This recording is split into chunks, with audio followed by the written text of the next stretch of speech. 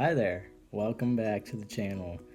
I know I've been missing for a few minutes, but my schedule is kind of crazy right now, so I'm trying to make it more even as we go along here. Today I want to talk about something that I think parents should know for kids with disabilities and without. Kids with disabilities, I suggest that parents teach them that it's okay to answer questions that other kids may have, because when I was growing up, I had so many kids asking me the same questions over and over and over again. Like, can you put your socks on? Can you tie your shoes? Can you put your shirt on? Do you know how to swim? Stuff that was kind of like not necessarily you needed to know, but kids are gonna have questions anyway. Kids are very blunt with their questions. They don't think about, oh, is this gonna hurt someone's feelings or not? So I think in order to toughen up kids with disabilities, because I had it tough, your kids are probably gonna have it tough too, because that's just how it is sometimes. Sometimes life is hard. But if you teach your kids to be all right with answering questions like that, and then they'll get really good at it, and then they'll be able to advocate for themselves if they need something from someone, like a teacher. You need an accommodation for school or something, they'll be able to be like, hey, I need this, and I know you're supposed to help me. And they won't be afraid to be themselves and advocate for themselves, because advocating for yourself as a person with a disability is pretty important.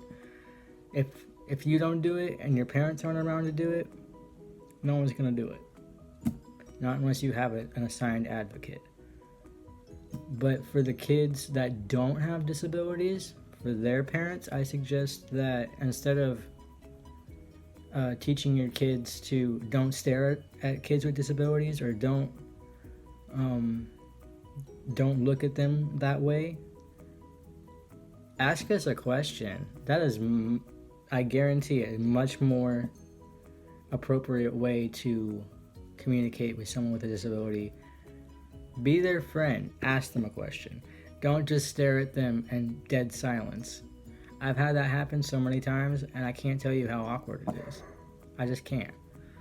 It's a lot easier for everyone involved if you just teach your kids to be like, hey, my name is Ted.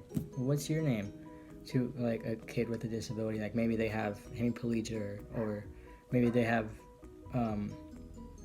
diplegia or hemiparesis, or they have some other disability that I didn't mention. It's a lot easier, and your kid may make a friend. And I don't think it's taught well enough. Like, I see a lot of people as I'm out in the world, and sometimes I see little kids and their parents are like, don't stare at him. That's impolite.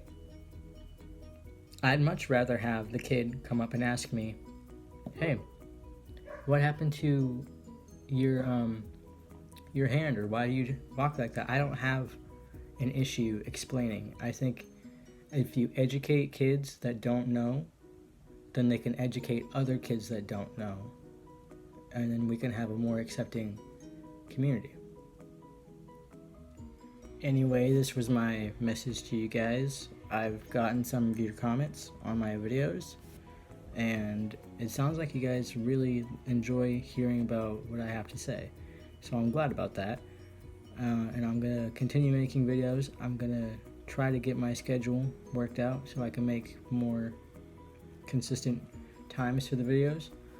But if you like this one, give it a like, comment on it, tell me what you want to hear next. Subscribe to my channel so then you can know when I'm gonna post them. I think it says you can click the bell notification. I think that's a thing.